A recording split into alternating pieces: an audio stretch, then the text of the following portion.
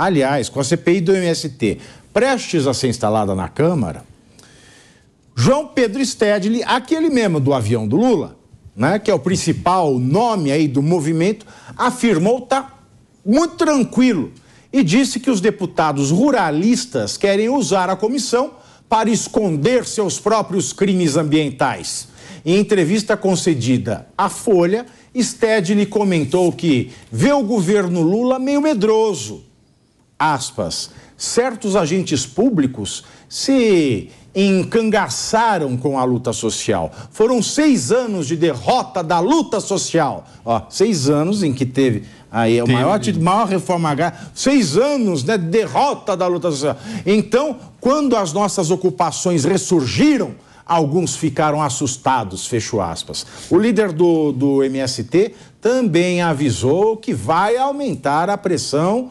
Vai passar cerol na mão, então martela. Meu querido, com mais invasões e outros atos, aspas. Não necessariamente é só ocupação de terra, e confessando o crime, incitando o crime. Nós podemos voltar a fazer marchas e grandes acampamentos. As formas de pressão são diversas. E essa é a razão de ser dos movimentos de classe trabalhadora. Fecho aspas. Até engasguei. E aí, gente? Não, há uma mentalidade autoritária que acha que você pode invadir, driblar a lei, ignorar a lei para fazer as suas demandas serem ouvidas. É óbvio que a gente precisa separar o que na democracia são manifestações e pressão sobre parlamentares, como, por exemplo, uma mensagem de uma empresa privada que tenta falar sobre uma lei que vai regular as pessoas. Isso faz parte da democracia. Você expor as suas opiniões, tentar convencer parlamentares e, eventualmente, até pressionar em rede social, pressionar com protestos é uma coisa. Outra coisa é você pressionar com crime. Aí você não apenas se torna um criminoso, como também um autoritário antidemocrático, porque a democracia é o regime da retórica e não da força. Então a gente precisa fazer com que o debate a respeito de qualquer tipo de mudança ou de implementação de política pública, de reforma agrária, qualquer pauta que seja, se dê na palavra e não no porrete. E essa fala, essa entrevista, enfim, essas últimas falas do Stedley mostram não só o nível de desonestidade intelectual, como de crueldade, porque ele instrumentaliza a palavra pobreza e o suposto combate à pobreza em prol de cometer toda sorte de crime de invasão de propriedade privada, sendo que o caminho técnico e correto para o combate à pobreza é o contrário disso. Vai pelo respeito à propriedade privada,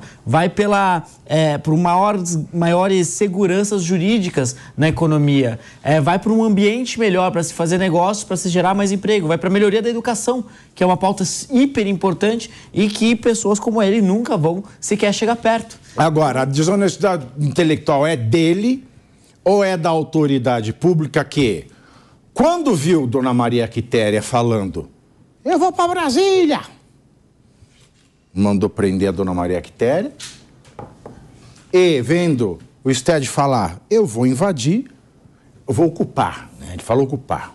Mas ocupação, repito, ocupação é invasão é esbulho possessório é crime. Não acontece nada. Ou nós vamos ficar nesse reme-reme falando que é uma democracia? Porque o que mais me irrita é ter que falar que é uma democracia. Porque se se assumir assim, não é democracia, aí a minha irritação cai 70%. Mas, tecnicamente, somos uma democracia falha. Nós não somos um regime fechado. Nós temos instituições, pluralismo, jornalismo independente, como aqui na Jovem Pan. Então, nós precisamos também... Você acha que tá tranquilo, tá favorável? Não estou dizendo que está tranquilo. Tem muitas falhas que precisam ser encaradas e aperfeiçoadas. Mas, tecnicamente, nós somos uma democracia falha. Nosso desejo é que nós nos tornemos uma democracia plena. Esse é o desejo de todo mundo aqui. Então, nós somos uma democracia falha ou a falha de uma democracia? Eu acho que nós somos uma democracia manca da direita. A esquerda tá bem, tá andando, você pisa com a esquerda, que é uma maravilha. Agora, manca. Aí eu vou citar Machado de Assis para você, Memórias Póstumas de Brás Cubas. Por favor. Por que Bela se manca? Porque para a esquerda tudo, para a direita nada. Nós temos aí um criminoso incitando crime em cadeia nacional e o ministro da Justiça, @Flávio Dino, o vingador auto-intitulado. Vamos lá, vamos fazer aí. Pegar o Stedley. Já é a segunda vez, pelo menos, na ida à China, falou que teriam várias invasões. Convocou para fazer ocupação, invasão, cometer crime, que essa é a palavra. E agora está de novo aí convocando a galera para cometer crime. E ainda detalhe, veja como é importante você ter um Estado forte. Ele mesmo fala que o Estado Lula está meio medroso. O governo Lula está meio fragilizado. Agora é a hora da gente, então, fazer a baderna generalizada. Que tá tudo bem, porque nós somos do amor. Mas com uma PF tão cruel como esta, a PF que virou, no Distrito Federal, uma base de Guantánamo, uma PF que mantém um preso de maneira ilegal e o tortura e o faz prestar depoimentos sobre pesados medicamentos psiquiátricos? Uma PF tão terrível como essa não faz nada contra o MST, não faz nada contra o PCC? Ou isso aqui é um triunvirato? O Stedley ainda falou... De 3 siglas. Não, e o Stedley estava na viagem da China do lado do Lula representando uma comitiva institucional do Brasil na China.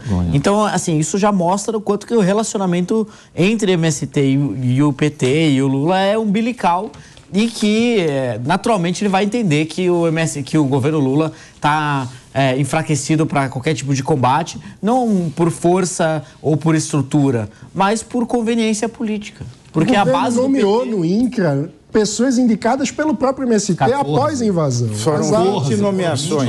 Então, isso é realmente um governo fraco e crescendo, que cede a chantagem. E aí a Polícia Federal não faz nada com ele, mas vai na casa do fazendeiro. Tem um detalhe que... Porque o fazendeiro mandou um pix para quem estava em Brasília. Mas isso também é grave, né? Não, quem estava em Brasília... Agora... A pessoa que está incitando o crime, tudo bem. Não, aí eu falo assim, porque o argumento ele é muito ladino. Sabe o que é complicado comentar? Você está defendendo quem fez o que fez em Brasília. Não tô. O que eu estou dizendo é crime, Mas daí toda vez que você está de fazer o crime, você é obrigado a falar, é crime, é condenável, tem que ser condenado. Mas daí chega na esquerda, você fala também que é crime, mas ninguém te ouve.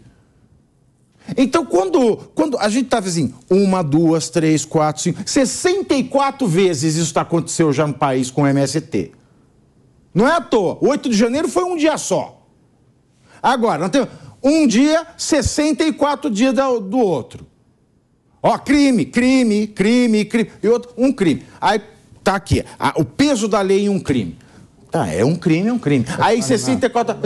Aí quando isso acontece... Não dá para menosprezar... Aí quando isso acontece... O crime do dia 8. Não tem mais crime. Aí nós temos a divergência gigantesca em relação ao dia 8. Não dá para menosprezar. Não, ninguém está menosprezando. Ali foi um ato de vandalismo acompanhado de uma grande burrice. Mas dizer que aquilo foi um golpe de Estado e foi um atentado ao Estado Democrático de Direito, um atentado contra a democracia, é um exagero a partir da forma como foi tratado, como foi atentado ao Estado Democrático de Direito é o MST. Atentado ao Estado Democrático de Direito é o Flávio Dino. Eu entendi o que o Mano falou quando ele disse assim, nós vivemos uma democracia falha, queremos chegar a uma democracia plena. Eu tenho uma outra abordagem. Eu concordo contigo, mas eu tenho uma outra abordagem. Eu digo, nós vivemos uma democracia moribunda e não uma democracia falha. Por que nós vivemos uma democracia moribunda? Pelo que está acontecendo aqui. Todo mundo tem medo de falar uma coisa errada e ser preso. E não vamos ser presos não é porque cometemos crime. Vamos ser presos porque a interpretação dirá que nós cometemos crime. Nós estamos vivendo quase uma situação ainda não igual, mas próxima à do Beria, que dizia para o Stalin, aponte-me a pessoa e eu digo qual é o seu crime. Não precisa ter cometido o crime. Eu criarei o crime para estabelecer as relações. Porque nós vivemos uma democracia moribunda. Até pela forma como eu olho a democracia. Eu olho da perspectiva da sociologia política e como é que se fala? Não quer dizer que seja melhor, nada disso. É apenas uma outra perspectiva. Como é que vê? A democracia, ela se configura pelo controle que o povo tem dos seus governantes. A relação dos três poderes, contrapeso, peso e contrapeso, é um detalhe de uma engenharia institucional para garantir esse controle do povo sobre os seus governantes. A gente não tem mais. Quando nós pensávamos que poderia ter, surgiu um penduricalho que disse assim, nós do STF somos o quarto poder, porque nós vivemos o semipresidencialismo. E é verdade, eles são o poder moderador. E o poder moderador não responde para ninguém.